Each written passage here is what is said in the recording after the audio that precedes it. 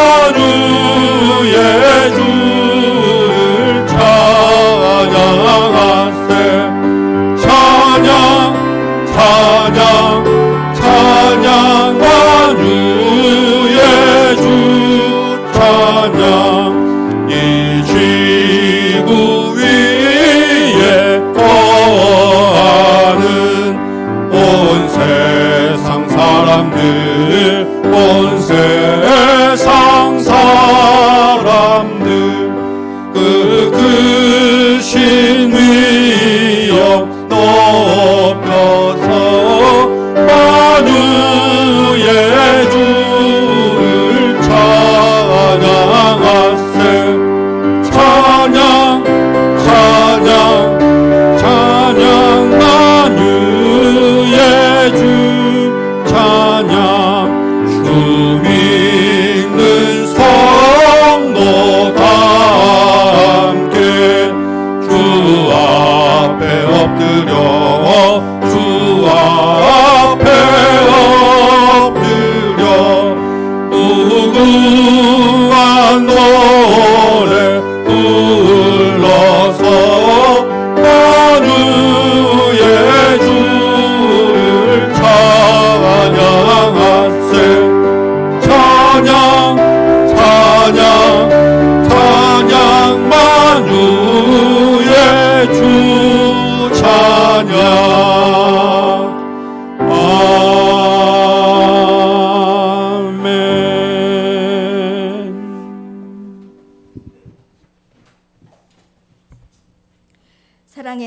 아버지를 찬양합니다. 지난 부활주일을 보내며 큰 은혜를 받게 하시고 또 한 주간을 더 큰 은혜로 채워주시니 감사합니다. 하나님 아버지께서는 우리를 새롭게 하시고 은혜로 늘 채워주시는 분이십니다. 자비의 하나님 아버지, 우리가 늘 주님으로 인해 기쁨과 소망을 갖게 하시고 믿음 안에서 살아가게 하여 주옵소서. 지난 주간도 탕자처럼 살아왔음을 고백합니다. 하나님의 은혜가 아니면 아무것도 아닌 저희들입니다. 자비의 하나님 아버지, 우리의 심령 속에 오셔서 모든 죄악들을 성령의 불로 태워 주옵소서. 주의 보혈로 모든 죄악들을 깨끗이 씻어 주옵소서. 저희가 하나님 아버지만을 잘 섬기고 예배하는 예배 공동체가 되기를 원합니다. 세상의 어떤 것들이 교회를 지배하지 않게 하옵소서. 오직 하나님만을 바라게 하옵소서. 말씀을 통해 저희가 하나님의 참 생명을 누리게 하시고 하나님 아버지의 능력을 온전히 증거하는 자들이 되게 하여 주옵소서. 정치적으로나 사회적으로나 너무나 혼란한 시대가 되었습니다. 주님, 이 나라의 위정자들과 주의 백성들이 공의와 정의를 실천하게 하옵소서. 한국교회가 바로서게 하옵소서. 양적 성장에 몰입되어 복음을 잃어버리지 않게 하시고 진정으로 하나님의 의를 이루는 교회들이 되기를 원합니다. 참되신 하나님을 향한 열정을 회복하게 하옵소서. 주의 사랑과 은혜로 충만하게 채워주시고 주의 능력으로 하나 되게 하옵소서. 다음 교회를 세우시고 인도하시는 하나님 아버지, 이제 부흥을 위해 기도합니다. 주님의 은혜로 외형적으로 성장하게 하시고 영적 성숙함이 열매 맺히는 교회가 되게 하여 주옵소서. 진리의 횃불을 높이 들고 세상을 향해 전진하는 교회가 되게 하시고 시대적 사명을 감당하여 하나님께 칭찬받는 아름다운 교회가 되게 하여 주옵소서. 말씀을 전하시는 목사님과 전도사님을 권능의 팔로 붙잡아 주시고 하나님께서 함께 하시어 놀라운 사랑이 증거되게 하옵소서. 축복의 말씀을 전할 때 그 말씀이 가정을 살리고 모든 개인들을 살리는 생명의 말씀이 되게 하여 주옵소서.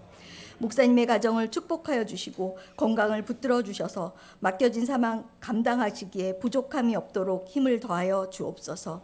예배의 시종을 주님께 맡겨드리며 우리 주 예수 그리스도의 이름으로 기도드립니다. 아멘.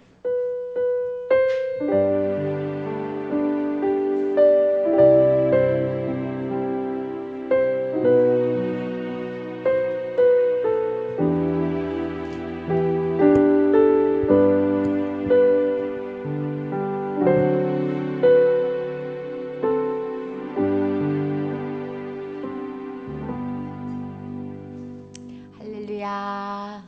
샬롬. 평안하셨어요? 우리 친구들 하나의 말씀 들을 준비. 눈, 마음. 시아야, 전사님 보자. 어이, 잘했어요. 오늘은 학개서인데 지난주에 부활절이어서 학개서 설명을 못 들었거든요. 그래서 한번 학개서가 누가 쓴 책이라 그랬었더라고요. 맞았어. 학개가 수룹바벨은 왕의 자손이었고 예수아는 대제사장 자손이었고 그 다음에 1차로 돌아온 이스라엘 백성을 향해서 막 외쳤는데 몇 번 설교를 했냐면 4번 설교를 했어요. 지난주에 첫 번째 설교를 들은 거예요.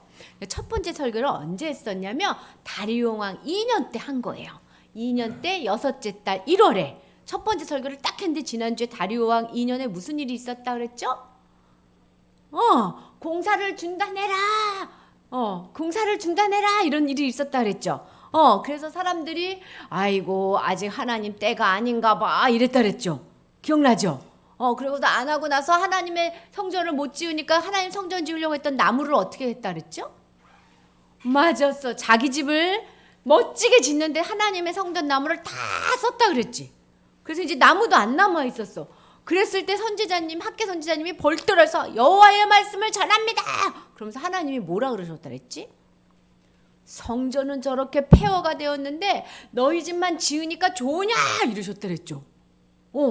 그러면서 그랬으니까 너희들이 아무리 뿌려도 거두지 못하고 아무리 먹어도 배부르지 못하고 니네들 돈주머니가 푹 찢어져가지고 돈이 맨날 없어지지? 그렇게 얘기한 거야. 우리는 잘 먹고 잘 살려고 노력했는데 하나님의 일을 하나도 안 하니까 되는 게 없는 거예요. 그래서 학개 선지자님이 뭐 하라 했지? 어디로 가라고? 뭐가 있어야지 성전을 짓죠? 나무가 있어야지 성전을 짓잖아. 그래서 나무하러 어디로 올라가라고? 산에 올라가라 그랬지. 그래가지고 나무를 해가지고 그 산에 있는 나무는요 멋진 나무가 아니에요. 괜찮아. 멋지지 않아도 돼. 너희들이 나무를 져서 성전을 지어라 그랬더니 그 설교를 들은 사람들이 에이 무슨 우리가 이렇게 했다 그랬나? 어떻게 했다 그랬지? 하나님 잘못했어요. 우리가 우리 집만 지었어요. 성전을 지을게요 하면서 성전을 지으니까 학교 선지자님이 너희들이 회개하니까 하나님이 너희랑 함께 하신다. 이게 첫 번째 설교였어. 그래서 진짜 성전을 지을 생각을 했어요. 그래서 성전을 지으려고 가보니까 거기에 막 쓰레기가 가득 있는 거야. 그래서 쓰레기를 막 치웠어. 그리고 나무도 막 했겠지. 그래서 땀을 뻘뻘 벌리고 한 게 두 번째 설교했을 때 있었던 일이에요. 그게 오늘 이야기야. 더 큰 영광이라는 제목으로. 자, 두 번째 설교는 일곱째 달 21일. 어려워. 7월 20일인데 이때는 뭐 했던 때냐면 초막절을 지냈던 때예요. 초막절은 이스라엘 절기 중에 하나였는데 이 초막절 때 어떤 일이 있었냐면 옛날에 솔로몬이 멋진 솔로몬 성전을 다 짓고 하나님 이 성전을 하나님께 드립니다 하고 예배드렸던 절기가 있었어요. 멋진 솔로몬 성전에서 봉헌식이 있었기 때문에 사람들이 그날은 솔로몬 성전 멋졌는데 솔로몬 성전 진짜 그냥 은과 금으로 가득 찼었는데 하고 막 생각할 때야. 이럴 때 사람들이 자기가 짓는 지금 성전을 본 거예요. 쓰레기를 열심히 치우고 나무를 해서 땀을 뻘뻘 흘리고 딱 지으려고 막 하는데 크기가 얼마나게 솔로몬 성전에 비하면 코딱지만 해. 저렇게 작다니. 은하고 금이 너무 없어. 아이고 솔로몬 성전이 이렇게 삐까번쩍했는데 우리가 짓는 이 성전은 아이고야 너무 초라하다. 너무 짓기 싫다. 여러분 그렇게 하면 좋아? 유아야 열심히 야구를 했는데 맨날 볼넷이야. 그러면 어떻게 되겠어? 야구 하고 싶겠어? 안 하고 싶겠어? 안 하고 싶어. 똑같아. 열심히 공부를 했는데 맨날 빵점이야. 그러면 어떻게 돼? 하고 싶지 않지 공부. 우리가 짓는 성전 너무 쬐끄맣다. 너무 볼품없다. 아이고 이럴 때야. 이럴 때 학계 선지자님이 두 번째 설교를 하려고 벌떡 일어나신 거예요. 벌떡 일어나서 낙심되어졌을 때 얘들아 스스로 굳세게 되거라. 스스로 굳세게 되라고 얘기하시는데 어떻게 얘기하냐면 이름을 불러가면서 스룹바벨아 한유주 굳세게 해라 이렇게 하는 거예요. 여호수아야 홍현주 굳세게 해라 이렇게. 이스라엘 백성들아 스스로 굳세게 해라. 다음 교회 성도들아 스스로 굳세게 해서 일어나라 이렇게 이름을 막 불러. 이시야 굳세게 되거라 이렇게. 어이구 그러면서 막 하나님이 너희랑 함께 하시니까 볼품없다. 못하겠다. 하기 싫다. 이러지 말고 어떻게 하래? 마음을 꽉 잡으래. 자 이렇게 손 이렇게 해보세요. 마음을 꽉 잡아. 굳세게 하라. 굳세게 해라. 굳세게 하거라. 이렇게 한 거예요. 그래서 학계 선지자님이 뭐라고 얘기하시냐면 기억해야 돼. 예전에 시내산에 왔을 때 하나님이랑 너희랑 뭐 했다고? 하나님 이제부터 우리 하나님이에요. 그래 너희는 내 백성이다 하고 약속했잖아. 그래서 하나님한테 백성 된 걸 기억해야 돼. 또 하나님이 예전에 내가 너희를 아주 기뻐해. 너희들 가운데서 떠나지 않고 너희랑 늘 함께 해줄 거야. 맞아. 하나님은 내 하나님이고 나하고 함께 계시지. 이 말씀을 기억해야 되겠다. 이렇게 생각한 거야. 그러니까 두려워하지 마라. 벌벌 떨지 마라. 스스로 굳세게 해라. 이렇게 말씀이 전해줬어요. 이제 곧 있으면 또 어떻게 됐냐면 땅이 흔들린대. 그래가지고 세상 나라가 막 엉망이 된대. 바다도 막 흔들린대. 그래서 온 세상이 뒤집어 엎어질 때 하나님 나라가 든든히 세워진대요. 이제 곧 있으면 하나님이 최고인 나라가 딱 세워진다는 거야. 그 나라가 되면 지금 이렇게 너희가 짓는 이 성전에 사람들이 모든 보배를 가지고 와서 성전 지어주세요. 금도 하나님 거고 은도 하나님 거예요. 아우 돈이 없어가지고 멋진 성전을 못 짓겠다 이러지 말고 모든 사람들이 돈을 줄 테니까 그것을 받아서 멋지게 성전을 지어라. 그래서 하나님의 성전을 지으라는 거야. 그럼 그 성전에 누가 가득 오냐면 하나님이 영광 가운데 가득 내리는데 솔로몬 성전은 원래 더 컸거든요. 더 컸는데 지금 성전은 작지만 하나님의 영광은 더 크게 온대. 이상하다. 저기 큰 성전이 하나님의 영광이 클 것 같은데 아니네. 작아도 하나님의 영광이 큰 사람이 있는 거예요. 그러고 내가 너희를 평안하게 지켜줄게. 그러면서 학개 선지자님 뭐랬게? 스스로 굳세게 해. 아이고 보잘것없다 이렇게 생각하지 마. 이렇게 얘기를 해준 거예요. 근데 생각해 볼까? 유주야. 지금 성전은 진짜 성전은 뭐라 그랬죠? 기억나요? 진짜 성전이 뭐지? 지금은 성전이 없는데 진짜 성전은 히브리서 때 배웠는데 예수님을 마음에 모신 사람 우리가 성전이라 그랬어요.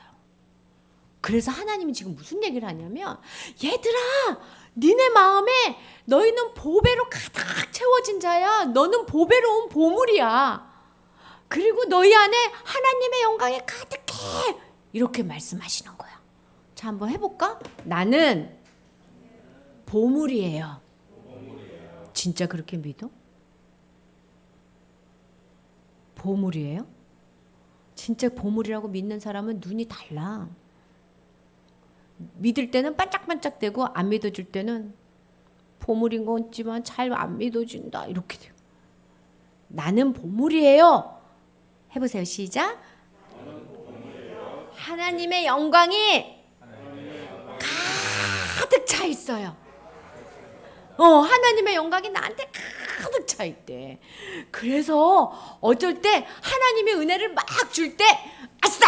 내가 하나님의 복음대로 살아야지. 하나님께 순종하고 살아야지. 하나님의 영광이 나한테 가득 찼는데 열심히 벌떡 일어나가지고 이렇게 막 학교 갈 때도 예수님 생각하고 공부할 때도 예수님 생각하고 밥 먹을 때도 예수님 생각하고 친구랑 놀 때도 예수님 생각해서 양보하고 착한 일을 많이 하고 전도도 하고 막 이렇게 열심히 사는데 이렇게 살면은 야 점점 일이 잘 되는데 그렇게 안 되고 이런 일이 벌어져.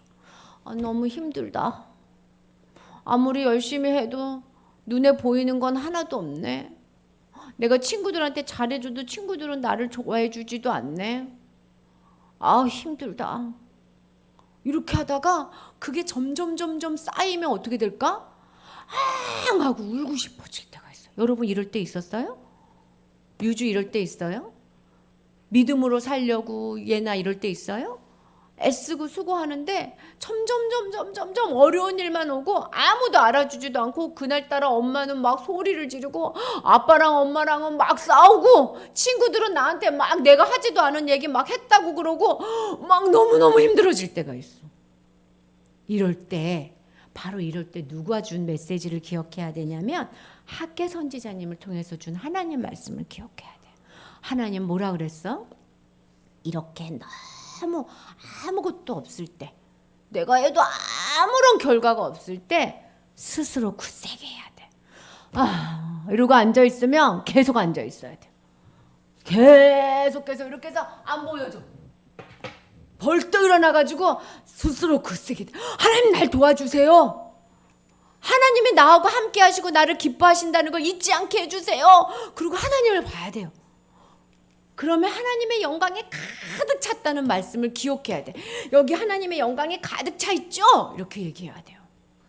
그러면서 우리의 눈을 하나님한테 딱 맞춰야 돼. 자, 우리의 눈은 보이는 걸 다 봐요. 그렇지만 이 눈은 진짜 뭘 봐야 되냐면 하늘로 올라가신 예수님을 볼 수 있어야 돼요. 예수님이 하늘로 올라가시면서 뭐라 그랬지? 내가 너희와 함께 할 거야. 내가 너희랑 함께 할 거야. 그래서 마음이 힘들 때 이걸 자꾸 생각해야 돼. 스스로 굳세게 하자. 하나님이 나하고 함께 하신댔어. 하나님이 나를 사랑하신댔어. 하늘로 올라가신 예수를 보자. 막 이러면서 기도를 막 하고 있어야 돼. 언제까지? 언제까지? 하나님 때문에 평안해질 때까지. 평안해질 때까지. 한 번 기도했는데 안 돼요. 아유, 한 번 갖고 안 돼. 2번, 3번, 언제까지요? 하나님이 내 마음에 평안을 주실 때까지. 전사님은 이런 기도를 요즘 하고 있어요. 여러분이 요즘 무슨 기도를 해요? 시험 잘 보게 해주세요. 야구 잘하게 해주세요. 이런 기도만 하다 보면 슬픈 얼굴이 될 때도 있어요. 그런 기도보다 하나님 나와 함께 하는 거 잊지 않게 해주세요. 하나님이 나보고 웃는 거 기억하게 해주세요. 내 눈이 하늘을 보게 해주세요. 이런 기도를 해야 어떻게 된다고요? 평안해질 수 있다고요. 할 수 있겠어요? 자, 기억해야 돼. 자, 스스로 굳세게 하자. 하나님의 영광이 가득 차 있다. 기도하겠습니다. 하나님, 열심히 살다가 속상해지고 힘들어질 때 하나님이 나와 함께 하시고 스스로 굳세게 해서 일어나야 되는 걸 기억하게 해주세요. 언제나 주님과 함께 있다는 걸 잊지 않게 해주시고 하늘에서 지금도 날 위해 기도해 주신 예수님을 기억하게 해주세요. 예수님 이름으로 기도합니다. 아멘. 할렐루야. 감사합니다. 예, 우리 기억해야 되니까 암송을 해야 되겠죠. 예. 우리 암송 말씀 한번 봅시다. 예. 오늘 짧죠? 네, 아주 짧습니다. 예, 절대 잊어버리시면 안 됩니다. 더욱더 내용도 복을 주리라. 예, 잊어버리시면 안 됩니다. 한번 읽어볼까요? 시작. 그러나 오늘부터는 내가 너희에게 복을 주리라. 네, 짧죠? 이 말씀 전에 우리 기억해야 될 말씀 하나 다시 더 암송해 봅니다. 지난주 부활주일 때 암송했던 말씀. 자다 깨더라도 툭 건드리면 항상 나와야 된다고 우리 같이 외웠었어요. 여러분 기억하십니까? 디모데후서 2장 8절 말씀. 네, 한번 해볼까요? 네, 내가 전한 복음대로 그다음 뭐예요? 다윗의 시로 죽은 자 가운데서 다시 살아나신 예수 그리스도를 기억하라. 할 수 있겠죠? 한번 해보십시다. 시작. 내가 전한 복음대로 다윗의 시로 죽은 자 가운데서 다시 살아나신 예수 그리스도를 기억하라. 네, 이거 다른 거도 이거 잊어버리시면 안 돼요. 다시 한번 시작. 내가 전한 복음대로 다윗의 시로 죽은 자 가운데서 다시 살아나신 예수 그리스도를 기억하라. 아멘. 이 말씀이 있게 이 말씀에 따라서 우리가 복도 받는 것이고 예배도 드리는 것이고 신앙생활을 하는 거예요. 여러분 우리가 한 주 부활절 지났기 때문에 이 부활절 한 주를 1년에 한 번으로 끝나기는 너무너무 사실 아쉬워요. 우리 매주마다 사실은 부활을 기억하고 부활을 말씀 나누어야 되는데 다른 건 못하더라도 이 말씀은 꼭 여러분 기억하시기 바랍니다. 내가 전한 복음대로 다윗의 시로 죽은 자 가운데서 다시 살아나신 예수 그리스도를 기억하라. 아멘. 예, 오늘 말씀 한번 벌써 다 외우셨을 것 같아요. 예, 한번 그래도 연습 한번 해보시기 바랍니다. 그러나 오늘부터는 내가 너희에게 복을 주리라. 그러나 오늘부터는 내가 너희에게 복을 주리라. 예.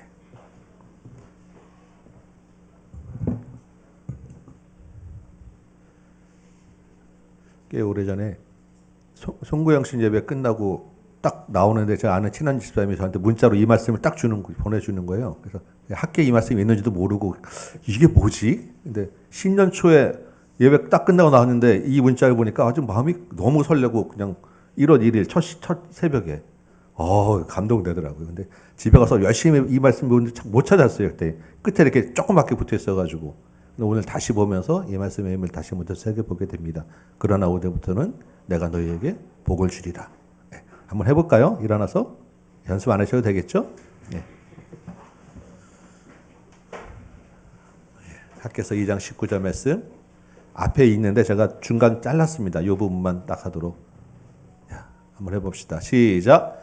그러나 오늘부터는 내가 너희에게 복을 주리라. 아멘. 오늘 이 말씀을 가지고 나눌 텐데 우리 오늘 주신 말씀 같이 한번 쭉 읽어보면서 이게 어떤 말씀인지 같이 한번 보도록 하겠습니다. 오늘 본문은 학개서 2장 15절에서 19절입니다. 학개서 2장 15절부터 제가 읽도록 하겠습니다.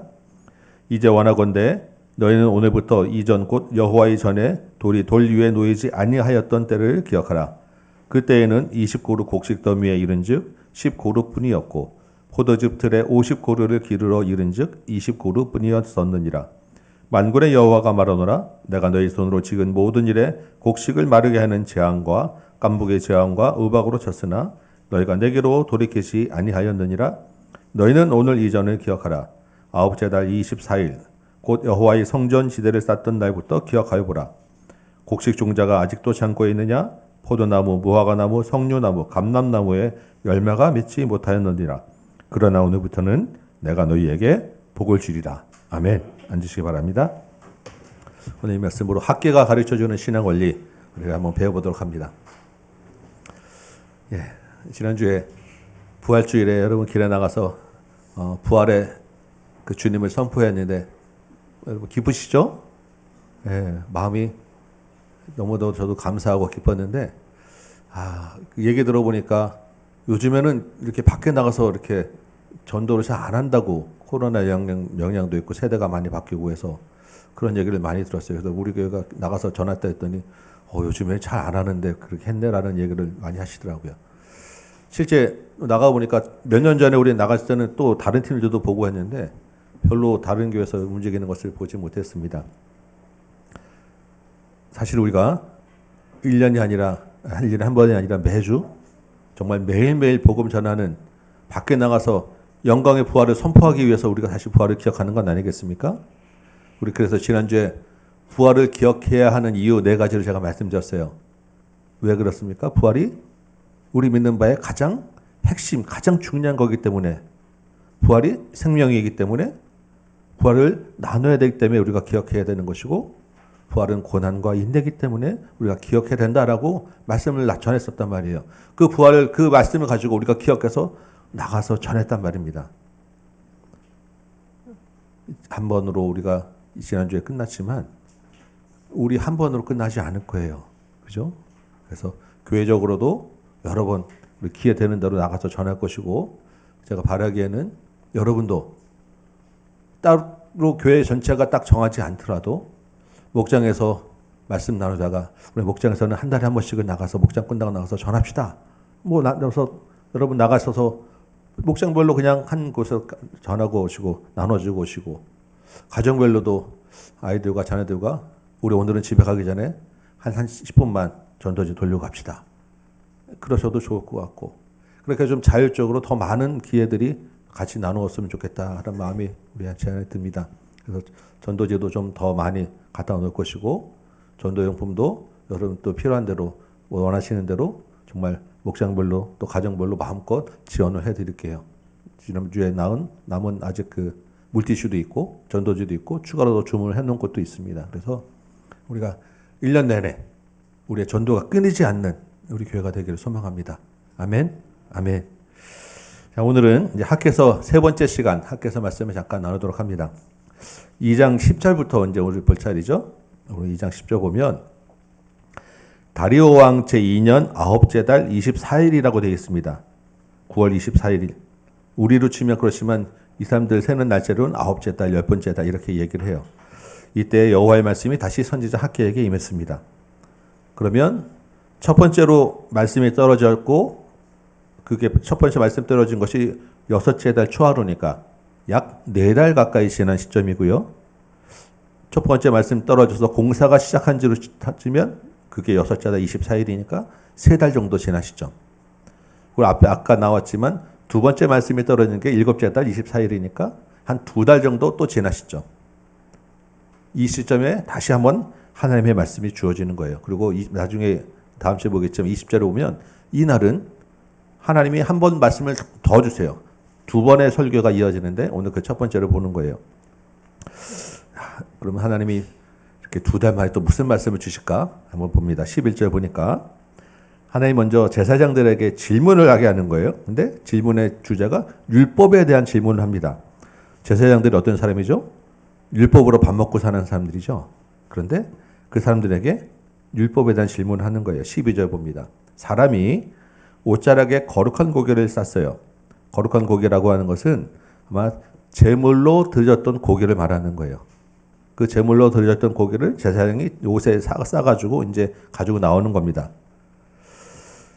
그런데 그 거룩한 고기를 쌌던 옷자락에 다른 일반적으로 먹는 떡이나 국이나 포도주나 기름이나 다른 어떤 것들이 떨어질 수도 있잖아요. 지나가다가 달 수도 있죠. 그렇게 되면 그 거룩한 고기를 쌓은 그 거룩함이 그것들에게도 전이 되겠느냐, 옮겨가겠느냐. 이해되십니까? 거룩한 고기를 옷자락에 싸고 왔어요, 여기다가. 근데 이 옷자락에 다른 떡이 닿았어요. 그러면 그 떡은 거룩하겠느냐, 거룩하지 않겠느냐. 이 질문을 하는 거예요. 한마디로 이야기하면 이 거룩함이라고 하는 것이 옮겨지느냐, 전달되느냐, 우리가 전이라고 하죠. 거룩함이 전이 되느냐라는 질문을 하는 겁니다. 율법에 대한 하나님 율법에 대한 이해가 높은 제사장들의 공통된 대답은 아니요라는 거죠. 아니요. 전이 되지 않습니다. 거룩함은 전달되지 않는다라고 하는 것입니다. 거룩한 고기는 하나님께 바쳐진 그 제단에 올라갔던 고기는 그 하나님의 앞에 드려진 거니까 거룩함이 유지되는데 그 거룩한 고기인데 그것을 쌌던 옷이라고 해서 그 옷에 닿았다고 해서 하나님께 바쳐지지 않은 다른 것들은 거룩해지지 않는다라는 이야기를 하는 겁니다. 너무나도 율법에 당연한 이야기를 하는 거예요. 근데 다음 질문은 반대의 경우죠. 13절 보니까 시체를 만져서 부정하여진 자가 이스라엘에서는 시체를 만지면 그것은 부정하다라고 이야기합니다. 그러면 그 부정함이 다른 것에 만져지면 옮겨지느냐라는 거예요. 부정함이라는 것은 옮겨지느냐. 이번에도 제사장들의 일치된 의견은 네, 옮겨집니다. 전이 됩니다. 라고 이야기하는 것입니다. 간단하게 우리 시대로 이야기하면 이런 거예요. 제가 건강하죠. 그런데 제가 건강하다고 해서 아픈 사람과 제가 손을 잡았어요. 악수를 했어요. 그러면 아픈 사람이 건강해집니까? 아니죠. 건강해질 리가 없죠. 반대로 지금 우리 코로나가 한참 지나갔잖아요. 코로나 환자 지금 감염되신 분하고 제가 악수하고 같이 밥 먹고 하면 제가 감염됩니까? 안 됩니까? 100% 되죠. 그 얘기를 하는 거예요. 뭐 더러운 거 묻은 손으로 아무리 깨끗한 거라고 할지라도 손을 대면 그것은 더러워지는 것입니다. 근데 깨끗해진 손으로 더러운 걸 만지면 무조건 더러워지는 거예요. 그 깨끗함으로 그 더러워지는 것이 없어지는 것이 아니라는 거예요. 이해되십니까? 하나님이 왜 율법의 전문가인 이 사람들에게 사실 이런 질문을 하느냐, 이 질문의 의도가 무엇이냐라는 게 사실 중요한 거 아니겠어요? 14절 보니까 하나님이 이런 질문을 해놓고 그 질문에 대한 의도를 이야기를 하시는 거예요. 14절 말씀에 여호와의 말씀에 내 앞에서 이 백성이 그러하고 이 나라가 그러하고 그들의 손의 모든 일도 그러하고 그들이 거기에서 드리는 것도 부정하다라고 이야기합니다. 그럼 여기서 그러한 것은 부정하다라고 하는 것과 같은 말이죠. 부정하다는 거예요. 이 백성이 부정하고 이 나라가 부정하고 그래서 그들의 손에 하는 일도 부정하고 거기서 드리는 것도 부정하다. 자, 그러면 이 백성이 부정하기 때문에 이 나라가 부정하기 때문에 그 부정함이 옮겨져서 그들의 손에서 하는 일이 부정하게 되었다라는 것이고 이 나라 이 백성이 부정하기 때문에 그들의 부정함이 옮겨져서 그들이 드리는 제사도 부정해졌다라는 이야기를 하는 것입니다. 그러면 문제는 뭐예요? 이 나라 이 백성은 부정하다라는 거예요. 지금 이 나라 이 백성이라고 이야기하는 사람들이 누구입니까? 학계를 통해서 말씀을 듣고 있는 이스라엘 공동체입니다. 근데 이 사람들이 어떤 일을 하고 있어요, 지금? 성전 건축을 하고 있어요. 그것도 두 번이나 하나님의 말씀에 감동되어서 처음 시작해서 감동되었다가 좀 흐지부지 됐을 때 다시 하나님이 감동 줘가지고 다시 또 일어나서 열심히 성전 건축한 지 지금 2달 지난 이스라엘 백성에게 너희가 부정하구나. 그래서 너희가 부정한 손으로 짓고 있는 이 성전도 부정하고 이 성전에서 드려지는 제사, 아직 성전이 완공되지 않았기 때문에 그 옆에 제단을 놓고 거기서 드리는 제사도 부정하다라고 지금 하나님 이야기하시는 것입니다. 이스라엘 공동체가 지금 문제가 있다는 거예요. 열심히 성전 건축하고 있는데. 자, 15절 말씀을 한번 볼까요? 지금 여기까지 좀 이해되시죠? 이제 너희는 오늘부터 이전 곧 여호와의 전에 돌이 돌 위에 놓이지 아니하던 때를 기억하라. 돌이 돌 위에 놓이지 아니하던 때, 성전 건축이 아직 완성되지 않을 때, 오늘부터 이전이니까 성전이 중단되었다가 공사가 시작돼서 지금까지 이른 그 이전에 있었던 모든 일들을 기억해 보라라고 이야기하는 거예요. 그때 어떻다고 이야기합니까? 20고루 곡식을 심었어요. 20가마니가 나올 것을 기대하고 곡식을 심었는데 거둔 것은 얼만큼? 10가마니밖에 못 거뒀다는 거예요. 포도주 50통이 나올 것을 기대하고 뿌렸는데 실제로 거둔 것은 포도주 20통 분량밖에 안 되었다라는 것입니다. 왜 그렇게 되었냐는 것입니다. 여러분 왜 그렇게 되었습니까? 우리 1장에서도 봤었어요. 어떻게 해요? 하나님이 한재를 가뭄을 드렸기 때문에 17절에 보니까 내가 하나님이 곡식을 마르게 하는 재앙을 일으켰다라는 것입니다. 깐부기, 메뚜기 같은 걸 확짝 보냈고 우박으로 막 쳐서 곡식이 다 나지 못하도록 했다는 거예요. 하나님이 수확을 거두지 못하도록 막으셨다는 것입니다. 이스라엘이 미워서 그랬겠습니까? 그 뒤에 무엇 때문에 그렇게 하셨다 그래요? 너희가 내게로 돌이키지 않았기 때문이라는 거예요.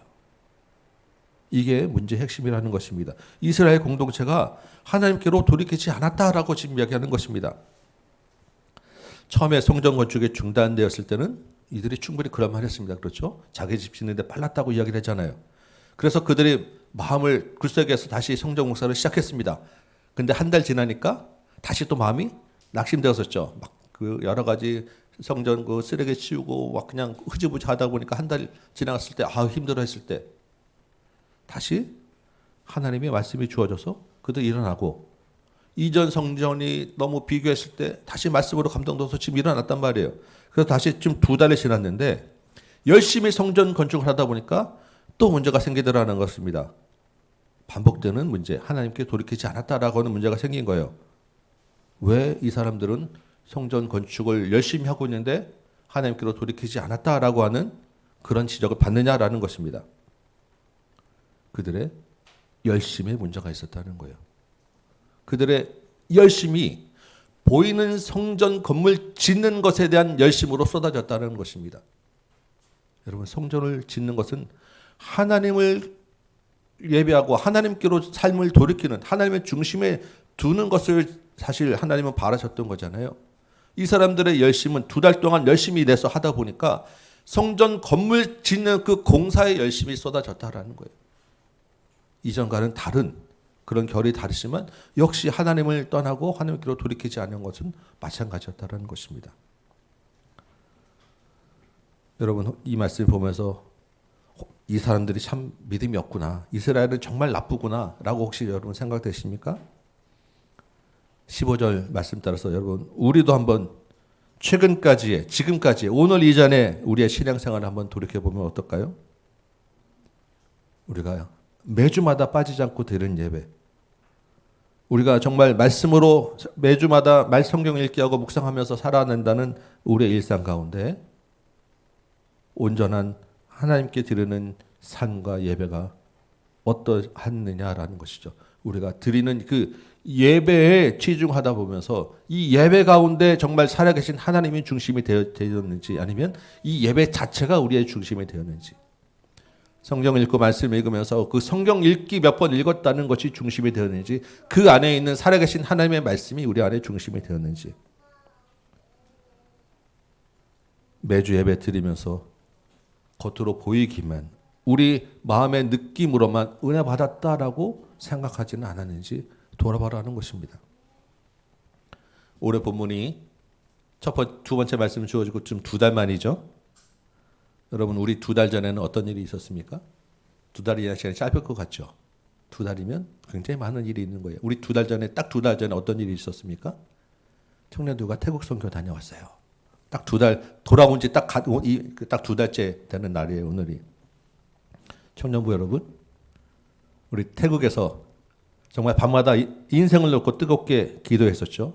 주님 이름 부르며 눈물 흘리며 기도했었고 태국의 아이들 대하면서 정말 그때 여러분들이 늘 그 입에서 나오는 고백들이 전도와 선교에 대한 열망들이 불타올라서 그 말씀들을 우리가 같이 나눴었어요. 2달 지났습니다, 여러분. 그때 선교에 대한 열정과 복음 전도에 대한 열망이 여러분 안에 살아 있습니까? 그때 뜨겁게 기도했던 그 감격과 주님 앞에 부르짖는 그 하나님을 의지하는 마음이 이 예배 가운데 살아 있습니까? 성도 여러분, 그 우리 청년들을 태국에 파송하면서 여러분들이 흘렸던 눈물과 감사와 그 아이들을 우리가 전하는 소식들을 통해서 감격받고 같이 기도했던 그 열망과 열정과 감격이 이 예배 가운데 여전히 살아 있습니까? 우리가 똑같은 예배는 계속해서 드려왔지만 그 예배 안에 있는 하나님에 대한 감격이 지금도 살아 있느냐는 거예요. 지난주에 부활주일 동안 부활주일에 부활을 우리가 기억하면서 받았던 감사와 은혜, 부활을 밖에 나가서 선포하면서 받았던 은혜와 그 감동이 월요일부터 토요일까지의 일상에서 여러분이 길을 다니시면서 살아 있었습니까? 이 예배 가운데 그 부활의 은혜가 우리가 살아 있느냐는 거예요. 18절 볼까요? 오늘 이전 9째 달 24일 이 이전에는 포도나무, 무화과나무, 석류나무, 감람나무에 열매가 묻히지 못했습니다. 수고만큼 거두지 못했어요. 왜요? 아까 봤죠. 하나님이 막으셨기 때문에요. 마음을 하나님께로 돌이키지 못했기 때문에 하나님과의 관계가 멀어져 있었기 때문입니다. 곡식 종자가 아직도 참고 있느냐라고 하죠. 이 말을 해석하기에 따라서 좀 달라질 수 있는데 이것을 부정적으로 오염해 생각하면 나무도 다 열매 다 말랐죠. 곡식 종자조차도 남지 않았구나. 너희 한번 돌이켜봐. 다 말랐고 곡식 종자조차도 지금 남아있지 않은 상황이야 라고 우리가 이해될 수 있고 한편으로는 다 말랐지만 그래도 아직 곡식 종자는 남아있지 않느냐라고 우리가 받아들일 수 있어요. 둘 다 사실은 어떻게 해서도 상관이 없습니다. 중요한 것은 그 다음에 구절이 있기 때문에 오늘부터는 9월 24일 오늘부터는 내가 너에게 복을 주리라 라고 하나님 말씀하시기 때문이에요. 하나님이 더 이상 가뭄으로 우박으로 깐부기로 재앙으로 이 땅을 치지 않을 거야. 그러니까 아직 얼마 남지 않은 종자 가지고 나가서 씨를 뿌려. 더 이상 내가 이 땅을 마르지 않게 할 거야. 그러니까 너희에게 아직 곡식 종자가 있잖아. 그거 들고 나가서 씨를 뿌려.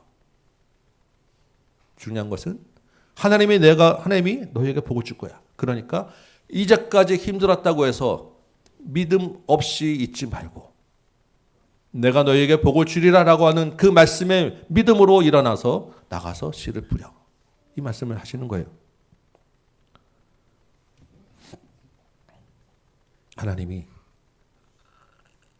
왜 갑자기 이제부터는 오늘부터는 복을 주리라고 말씀하셨을까요? 9월 24일 9째 달 24일이 무슨 특별한 날이어서 그렇겠습니까? 아닙니다. 여러분 9월 24일 9째 달 24일은 그냥 하나님이 말씀하신 날이에요.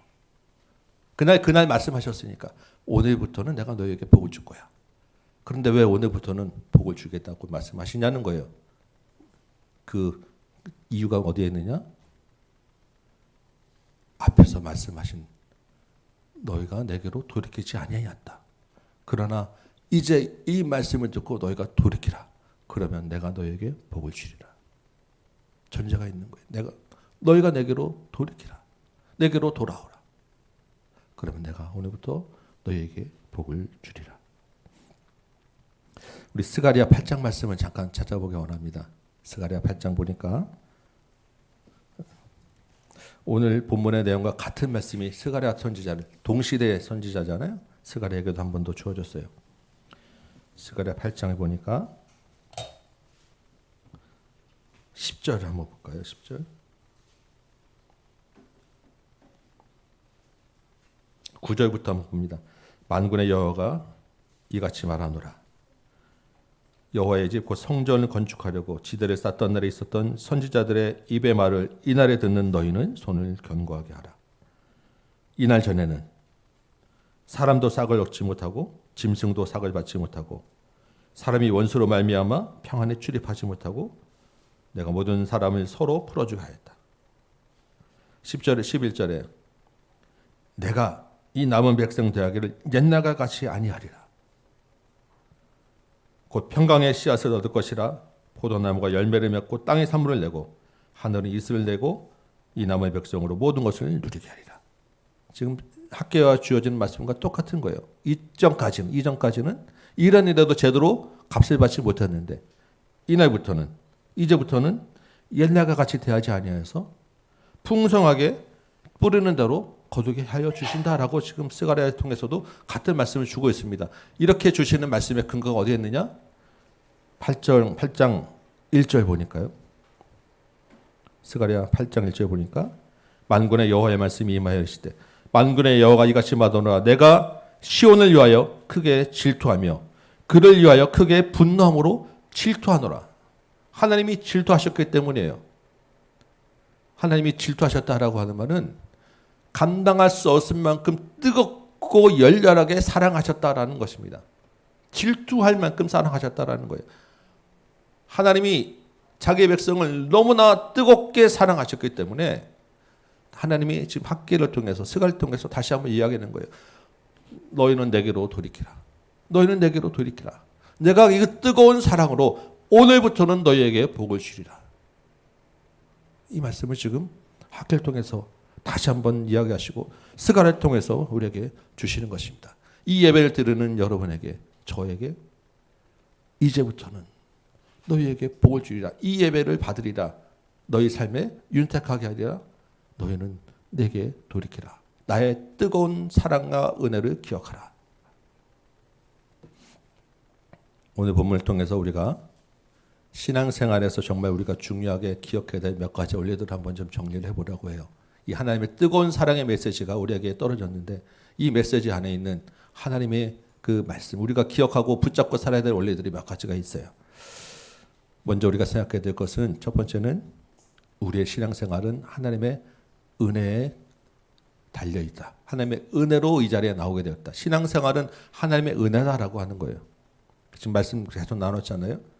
부정한 것은, 죄는 너무나도 쉽게 옮겨지고 전이됩니다. 오염되는 거예요. 가르쳐 주지 않아도 죄 짓는 것은 다 쉽게 배우게 되어 있습니다. 우리 삶에는 주변에 온통 부정한 것에 가득 차 있고 죄가 너무나도 노출되어 있지 않습니까? 우리 안에조차도 그것이 들어있어요. 그래서 우리는 가만히 있어도 부정하게 되고 가만히 있어도 죄 짓는 사람들이에요. 우리 마음은 보이지 않는 하나님보다는 보이는 것들을 따라가게 되어 있다는 것입니다. 그래서 필요한 게 무엇입니까? 그래서 필요한 게 하나님의 은혜라는 거예요.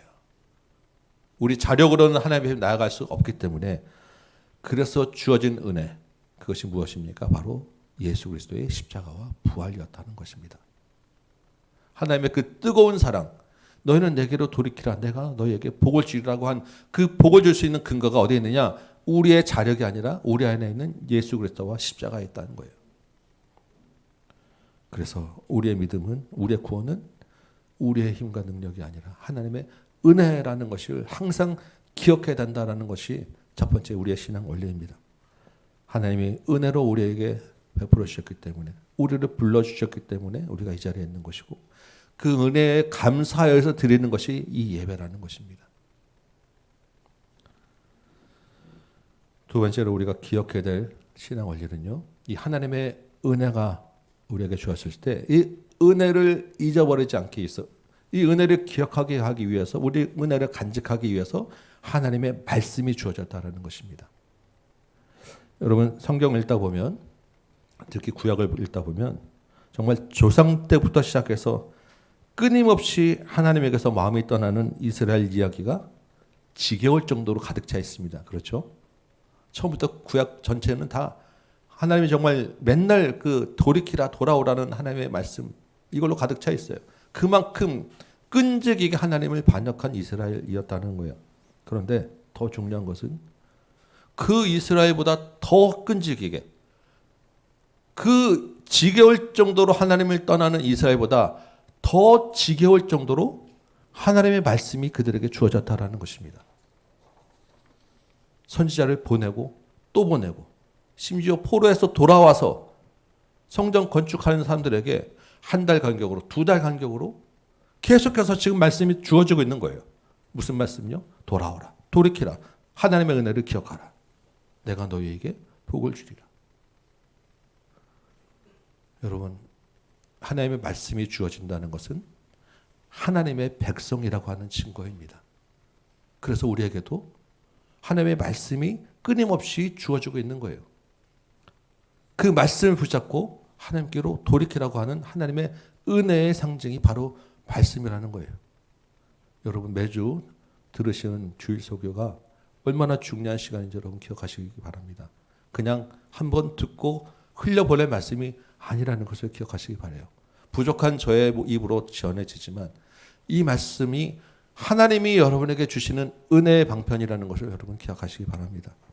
오후 성경 강좌, 성경 읽기, 묵상하는 건 체크하고 또 물어보고 이미 여러 번 들었는데 자꾸 앉아있으라고 하는 것 시간도 부담되고 피곤하고 지치지 않습니까? 지겨울 때도 있으실 거예요. 여러분, 그럼에도 불구하고 아직 말씀이 우리에게 주어진다는 것에 감사하시기 바라요. 그 지겨울 수 있는 그 말씀이 그래도 더 지겹게 하나님을 떠나가고자 하는 우리 마음을 붙잡고 있다는 것을 여러분 기억하시기 바랍니다. 말씀이 주어지고 들리는 것은 그래도 아직 우리에게 은혜가 있다는 것이고 소망이 있다는 거예요. 그 말씀이 우리 마음에 감동이 되면 우리는 기도할 수 있는 마음이 생깁니다. 그래서 그 말씀에 따라 감동에 따라 기도하게 되면 기도를 통해서 하나님과 살아갈 힘을 공급받게 돼요. 그러면 그 힘이 생기면 우리가 밖에 나가서 사회에서 주님 말씀으로 살아내게 되고 우리 안에 있는 예수를 드러낼 수 있게 되는 것입니다. 말씀이 막히면 기도가 안 나와요. 기도가 안 나오면 하나님의 백성으로 살아갈 힘이 없게 되는 것입니다. 그래서 종교개혁자들이 우리에게 이런 얘기를 했어요. 은혜의 방편, 하나님의 은혜를 기억하는 도구로 3가지 주셨다라고 이야기합니다. 그것이 말씀과 기도와 성례, 성찬과 세례인 거예요. 우리 성찬식도 그냥 뭐 어쩌다 한번 하는 것으로 여러분 그냥 흘려보내지 마시기 바라요. 그 성찬은 주께서 우리에게 하나님의 은혜를 기억하기 위해서 주신 도구입니다. 3번째로는 우리의 모든 삶이 다 하나님과의 관계에 달려있다라는 거예요. 하나님과의 관계가 우리의 모든 것을 다 좌우한다라는 것입니다. 여러분 본문에서 그리고 구약에서 하나님이 지겨울 정도로 끊임없이 말씀하시는 이유가 어디에 있다고 했습니까? 돌이키라는 거죠. 내게로 돌이키라. 하나님께로 돌이키면 그 결과로 주어지는 것이 무엇입니까? 그게 복이에요. 하나님은 우리에게 복 주시기를 원하시기 때문에 돌이키라고 하는 것입니다. 하나님과 같이 누리게 하기 위해서 하나님이 가지신 모든 것을 우리에게 주시기 위해서 돌이키라고 하는 거예요. 그래서 끊임없이 말씀하시는 것입니다. 그러면 하나님이 우리에게 주신 복이 무엇냐는 거예요. 하나님이 우리에게 주신 가장 큰 복은 당연히 우리의 구원입니다. 우리의 생명이죠. 근데 우리의 그 구원, 생명이라고 하는 그 안에는 정말 많은 것들이 들어있어요. 그냥 천국에서 사는 그 안에 들어있는 것이 무엇이냐? 우리에게 주시는 참된 평안이 있고 위로가 있고 격려가 있고 우리에게 주시는 기쁨 같은 것들이 있습니다. 영적인 것, 정신적인 것들이 우리 안에 있는 하나님이 주시는 큰 복이에요. 근데 하나님은 이런 것들만 주시냐? 아닙니다. 지금 오늘 본문에서 나와 있잖아요. 땅의 소산, 너희들이 거두게 하는 것, 이거 내가 너에게 주는 복이야. 풍성하게 우리 이 땅에서 먹고 살고 누리게 하는 것, 하나님이 주시는 복입니다. 물질적인 것, 정신적인 것, 영적인 것, 우리와 관계된 모든 것들이 다 하나님이 주시는 복이라는 것입니다. 그런데 그 복이 어디에 달려 있다고요? 하나님과의 관계에 달려 있다는 거예요. 하나님께로 돌이키면 그 복을 누리게 될 것이고 하나님과의 관계가 멀어져 있고 막혀 있으면 그 복을 누리지 못하게 된다라는 것입니다. 하나님이 그 하나님과의 관계를 열기 위해서, 막힌 것을 헐기 위해서 어떻게 하시느냐? 우리에게 주시는 복을 막으시기도 하고 풀기도 하신다라는 것입니다. 우리가 교회에 나와서 하는 신앙생활, 집이나 직장, 사회생활 그 모든 것에 다 가장 중요한 핵심은 하나님과의 관계에 달려있다라는 것을 여러분 기억하시기 바라요. 우리의 잘되고 못되는 모든 일은 하나님과의 관계가 어떻게 되어 있느냐를 따라서 좌우된다라는 것입니다. 우리가 이 땅에서 순탄하고 잘되는 것 하나님이 복 주시기 때문이에요. 그래서 그때 잘되고 여러분이 평안하시면 혹시 그것이 내가 잘나서 내 공로로 되는 것이 아니라는 것을 여러분 기억하시기 바라고, 이때 혹시 내가 교만하여서 하나님과 멀어지지 않도록 여러분 주의해서 살피시기 바랍니다. 혹시 내가 지금 힘들고 잘 안 되고 잘 안 풀리면 아무리 애써도 뭐가 잘 되지 않을 때 무엇이 문제인가? 첫 번째로는 하나님과의 관계가 막히지 않았는가 살펴야 된다는 것입니다. 우리의 신앙의 모든 것 중심에는 하나님이 있다. 하나님과의 관계가 우리 중심이다라는 것을 기억하시는 거예요. 그래서 여러분 칼빈 목사님 아시죠? 우리가 존경하는 칼빈 목사님이 이런 말씀을 하셨다고 해요. 하나님이 종종 땅의 축복을 앗아가시는 방법을 통해서, 땅의 축복을 빼앗는 방법을 통해서 그분의 백성에게 하늘의 보화가 있음을 가르쳐 주신다. 이해되십니까? 땅의 것들을 빼앗아가게 하는 것으로, 우리가 어려움에 처하게 하는 것으로 하늘의 보화가 있다는 것을 가르쳐 주신다는 거예요. 그러니까 우리가 하나님과의 관계가 막혀서 우리 삶이 궁핍해지면 그것은 하나님이 주시는 재앙입니까? 복입니까? 하나님이 주시는 복이에요. 아직 하나님이 나를 버리지 않으셨다라고 하는 증거입니다. 하나님과의 관계가 막혀 있다는 것을 깨닫게 하기 위해서, 알려주시기 위해서 주시는 하나님의 선물이에요. 하나님과의 관계를 먼저 돌이켜보시기 바라요. 마지막으로 한 가지 더 중요한 신앙 원리를 말씀드리면, 그렇기 때문에 하나님이 은혜 주시고 말씀 주시고 깨닫게 하시기 때문에, 하나님과의 관계를 맺기 원하시기 때문에 우리가 해야 될 우리의 몫이 있다는 것입니다. 그것이 뭐냐면 순종이에요. 이 순종이라고 하는 것은 우리의 의지적인 결단을 동반하는 거예요. 그냥 말로 순종합니다라고 하는 것이 아니라 실제적으로 우리가 의지적으로 결단해서 우리의 몸을 움직이고 우리의 마음을 움직이고 행동을 취해야 되는 것이 순종이라는 거예요. 하나님이 우리에게 은혜를 베푸시고 말씀을 주시고 모든 것이 다 하나님과 연결되어 있다고 하면 우리가 흔히 생각할 수 있는 오해는 나는 가만히만 있으면 되는구나 라고 하는 수동적인 자세로 우리가 취해질 수 있다라는 것입니다. 그런데 학교는 그렇게 이야기하지 않아요. 지금 산에 올라가서 나무를 가져다가 성전을 지으라라고 이야기합니다. 실제적으로 그 말씀에 감동이 되었으면 그 말씀에 순종해서 일어나라는 거예요. 오늘 말씀도 곡식 종자가 아직 남아있지 않느냐?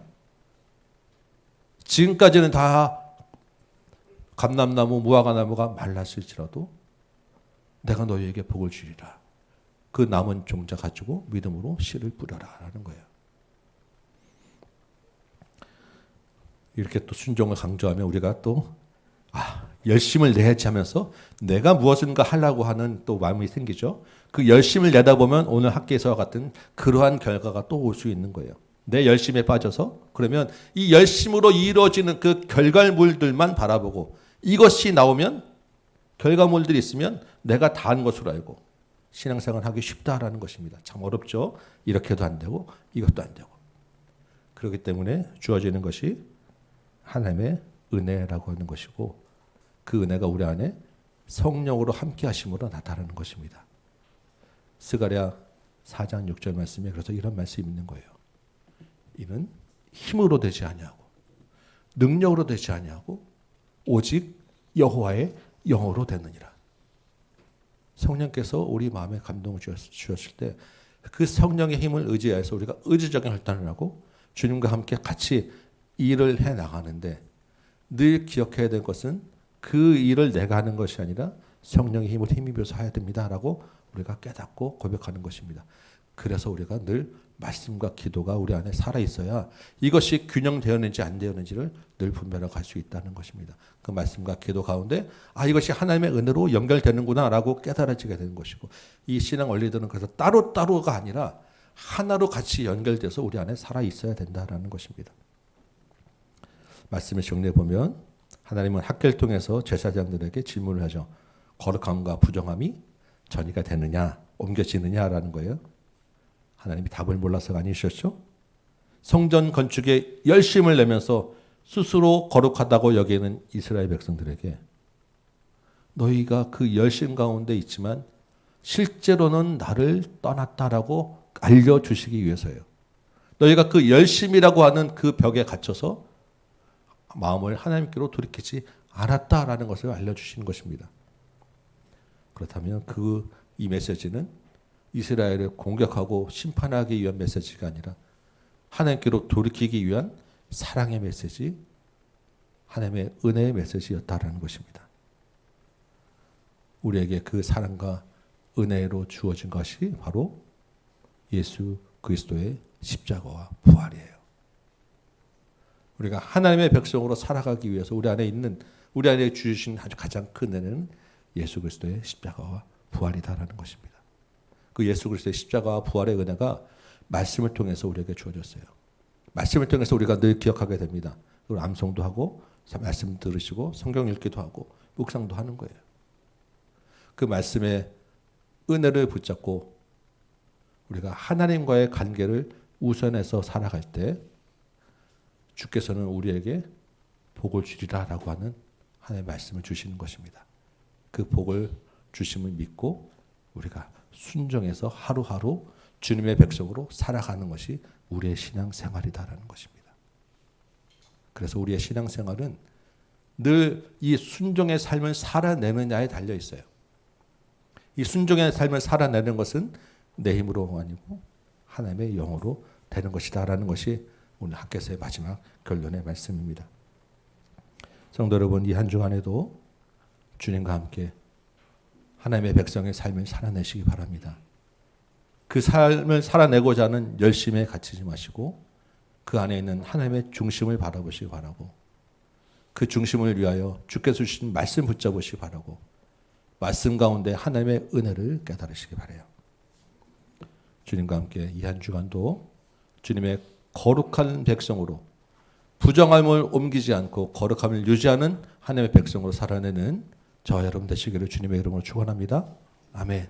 찬송 한 장하고 같이 기도합시다. 우리 352장 십자가 군병들아 주 위에 일어나, 우리 한번 주의 백성으로 이 한 주간 싸워내고 살아내기를 결단하면서 이 찬송 한번 부르고 말씀 붙잡고 기도하도록 하겠습니다.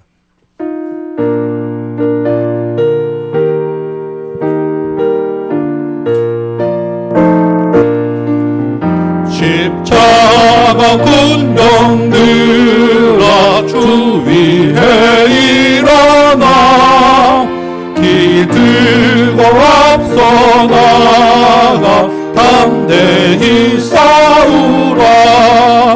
주께서 승전하고 영광을 얻도록 두 군대가 누리 이기게 하시네. 십자가 군병들아 주 위에 일어나, 나팔 소리 듣고 건나가 싸우라. 수 없는 원수 앞에 주 따라갈 때에 주 예수 힘을 주사 강하게 하시네. 십자가 군병들아 위에 일어나, 내 힘이 부족하니 주 권능 믿으라. 복음의 갑주이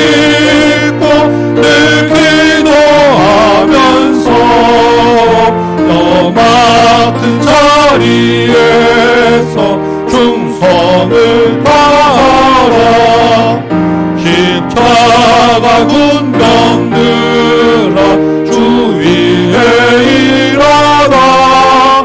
이날에 접전하고 어깨가 부르라. 승천한 군사들은 영생을 얻으며 영광의 주와 함께 왕노를 하리라.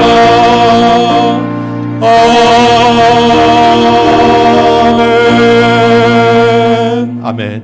우리 말씀을 생각하며 같이 한번 기도합시다. 주님, 내가 열심을 내지만 내 스스로의 열심에 갇혀서 하나님께로 돌이키지 않았습니까? 내가 예배를 드리지만 이 예배 가운데 하나님의 그 구원의 감격, 살아계신 하나님을 영광 돌리는 것을 놓치지 않았습니까? 내가 일상에 살면서 내 스스로 애쓰고 수고하지만 하나님과의 관계가 막혀있음을 내가 돌아보지 않냐고, 주께서 주시는 말씀들을 기억하지 않냐고, 하나님의 은혜를 잊고 살지는 않았습니까? 이 시간에 우리 순종으로 결단하면서 주님 앞에 기도하시기 바랍니다. 주님, 이제는 내 삶을 바꿔내기 원합니다. 이 예배 가운데 살아있는 하나님을 만나기 원합니다. 주님의 말씀을 날마다 내 마음속에 품고 살기 원합니다. 내 삶을 바꿔내기 원하지만 내 힘으로 될 수 없음을 고백하오니 성령께서 내 마음을 움직여 주시고 내 삶에서 실제적으로 하나님과 동행하며 살게 하여 주옵소서. 우리 같이 한번 말씀을 생각하며 회개와 결단의 기도 하나님께 같이 드리는 시간 되기 바랍니다. 기도하겠습니다. 아버지 하나님,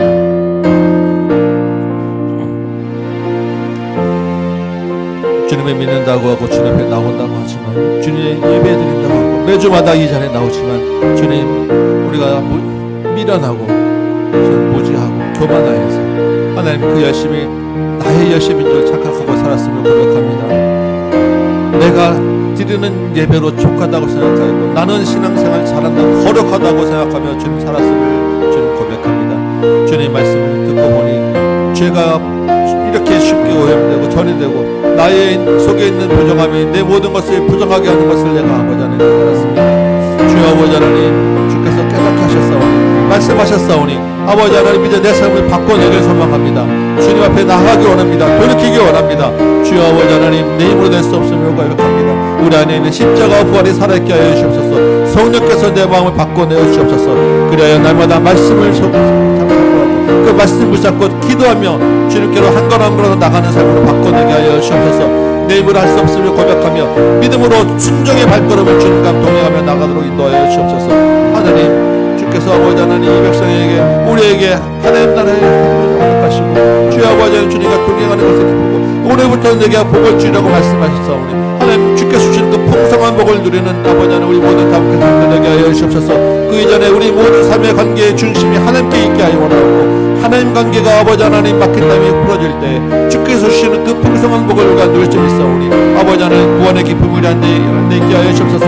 주께서 주시는 평안함과 유로함과 기쁨이 있게 하여 주옵시고 주께서 주시는 땅의 풍성함으로 수고가 쓰는 대로 거두게 하여 주옵시고 그 가운데서 주께서 하셨습니다. 하나님의 영광 돌리는 하나님 우리 모든 다음 선대로 인도하여 주옵소서. 주님, 그리하여 우리 안에 있는 예수 그리스도가 하나님 우리 밖으로 흘러넘치게 하여 주옵시고 우리 안에 있는 정말 참 하나님의 사랑과 은혜가 하나님 우리 밖으로 흘러넘치게 하여 주옵시고 우리를 통해서 하나님이 이 땅을 구원하고 이 땅의 복주심을 드러내는 복의 근원, 복의 근로가 되는 우리 모든 다음께 성도 될 수 있도록 주님 인도하여 주옵소서.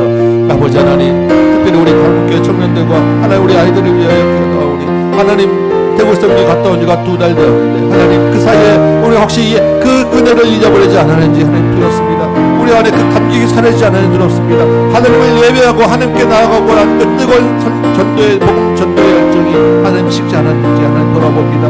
하나님 이 아이들의 가운데 다시 한번 주님을 사랑하는 마음이 부르짖게 하여 주옵시고 주님을 향한 마음이 부르짖게 하여 주옵시고 주님을 향한 뜨거운 사랑이 일어나게 하여 주옵소서. 하나님 정말 땅끝까지 이르러 증인되고 모든 족속을 제자 삼고자 하는 그 복음 전도의 사명과 그 비전을 우리가 붙게 하여 주옵시고 우리 청년들이 하나님 그 비전 들고 일어나게 하여 주옵시고 우리 학생부가 그 비전 들고 일어나게 하여 주옵시고 우리 아이들이 평생 주님 말씀 붙잡고 살아가겠노라 결단하는 그 결단 가운데 하나님께서 은혜로 채워 주옵소서.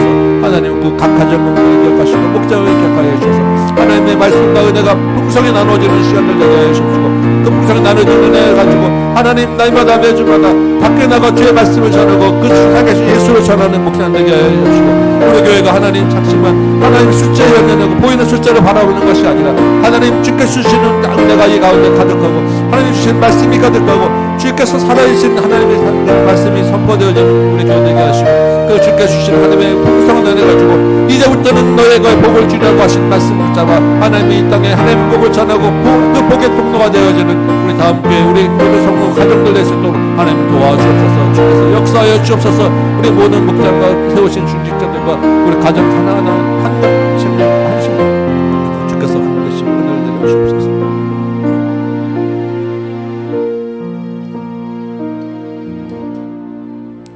아버지 하나님, 우리가 주님을 믿는다 하고 주님께 예배 드린다고 하였지만 주님 돌아보면 우리 안에 있는 부정함이 늘 우리 가운데 전이되어 있었고 그 열심을 내세워 우리의 공로를 자랑하였고 하나님의 관계가 회복되지 못하였고 주님께로 돌이키라고 하는 그 주님의 사랑의 말씀을 늘 배반하며 살았음을 고백합니다. 주께서 깨닫게 하시고 주께서 말씀을 주시는 것은 우리를 회복시키기 위함인 줄 믿사오니 우리 마음에 성령의 감동이 있게 하여 주옵소서. 그 말씀이 떨어져 열매 맺게 하여 주옵소서. 믿음의 순종으로 삶을 바꿔내게 하여 주옵소서. 이제는 죄로 전이되어 오염되는 것이 아니라 그 죄를 밀어내고 물리치고 주님의 백성의 그 거룩함을 살아내는 우리 모든 다음 교회 성도 되도록 인도하여 주옵소서. 그리하여서 주님 우리 안에 있는 그 예수 그리스도의 십자가의 부활로 날마다 밖으로 흘려보내고 그 말씀의 거룩함으로 살아내어서 하나님의 그 사명 하나님께 주시는 그 뜻을 이루어드리는 우리 모든 다음 교회 성도들 되도록 인도하여 주옵소서. 특별히 청년들과 우리 아이들과 다음 세대가 하나님의 그 말씀에 대한 비전을 품게 하시고 주님의 사랑에 대한 열정들을 품게 하시고 믿음으로 순종으로 결단하는 우리 다음 교회 청년부와 학생부와 우리 다음 세대들로 은혜 내려 주옵소서. 주님께 감사하며 수관대로 또한 예물 드렸사오니 하나님 이제부터는 너희에게 복을 주리라 말씀하신 주님의 그 복이 우리 모든 성도들의 수고하는 가운데 임하게 하여 주십시고 주님과의 그 모든 막혔던 관계가 회복되어서 주님께서 주시는 그 풍성한 복을 전하고 나누는 복의 통로 될 수 있도록 인도하여 주옵소서. 이제는 우리 구주 예수 그리스도의 은혜와 하나님 아버지의 크고 무한하신 사랑하심과 성령님의 감화 감동 역사하심이 여기 모인 모든 심령들 머리 위에 주의 몸된 제단 위에 조국교회와 선교 현장 복음의 현장 위에 이 나라 이 땅 위에 이제부터 영원토록 함께 계실지어다. 아멘.